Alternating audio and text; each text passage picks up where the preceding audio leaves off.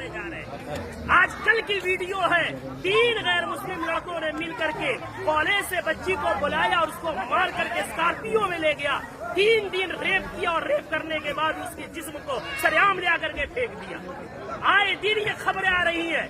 मैं पूछना चाहता हूँ, इसके पीछे के जिम्मेदार मुआशरे के हमारे और आप जैसे बेगैरत लोग नहीं है जो शादियों में, नाच गानों में, पैसों में आग लगा रहे और आग लगा करके शादियों को इतना मुश्किल बना दिया कि वक्त में शादियां नहीं हो रही है, जिसकी वजह से हमारी बेटियां, जज्बात उनमें भी है, जज्बात की रो में बह करके एजुकेशन वाली बच्चियां गैरों की गोद में खेल नहीं रही है, बल्कि टिश्यू पेपर बना करके उन्हें इस्तेमाल करके गली कूचों में फेंक नहीं दिया जा रहा है, बल्कि उनके चेहरे उड़ाए जा रहे हैं। इतने अदब और एहतराम के साथ बार बार इसरार करने के बाद झुक करके, बाप कह करके, भाई कह करके, ईमान का हवाला देकर, इस्लाम का हवाला देकर, पूरी सोसाइटी के अदब पैमान का हवाला देकर के कहा गया, लेकिन फिर क्यों नहीं माने?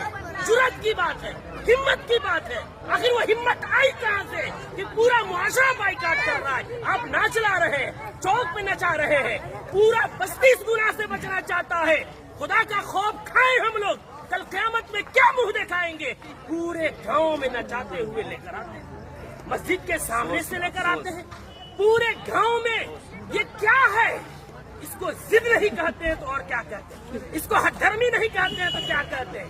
कौन है वो मौलवी, कौन है वो आलिम दीन जिसने कुरान और हदीस पढ़ा है और इतनी सख्ती से मना करने के बाद उस मजलिस में, उस शादी में नाच गाना हो और वो निकाह पढ़ाए, उसका कुरान और हदीस इजाजत देता है? मैं तो एहतराम करता हूँ कि इन्होंने पहले ही जो हमसे मोहब्बत और शफकत के साथ इकरार किया है। कौन है ऐसा जो जिस मजलिस में नाच हो रहा हो, जिस स्टेज में वेशियों का धंधा चल रहा हो, जिस स्टेज में खड़ा हो करके बहनों के पाँव में घुंघरू बांधा जा रहा हो, उनके सरों से दुपट्टे खींचे जा रहे हो, जिस निकाह जो इबादत है उस इबादत के अंदर मुआशरे के लंगे और लुफंगे और लवंडे औरतों के पीछे तालियां बजा रहे हो, वो निकाह में किस मौलवी का इल्म इजाजत देगा निकाह पढ़ाने का?